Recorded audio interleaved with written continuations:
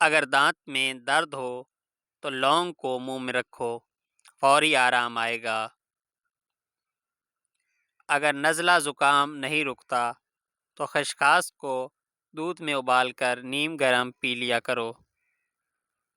اگر جسم میں درد رہتا ہو تو بادام اور مصری دودھ میں ابال کر پی لو۔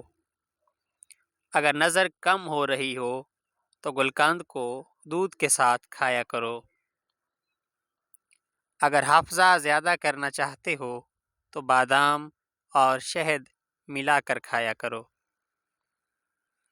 اگر جسم میں خشکی ہو رہی ہو تو بادام روغن کی مالش کیا کرو۔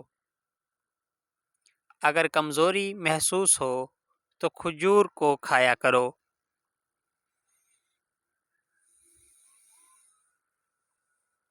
6 کیلے کھاؤ، اس سے جسم کو طاقت ملتی ہے اور کمزوری ختم ہو جاتی ہے۔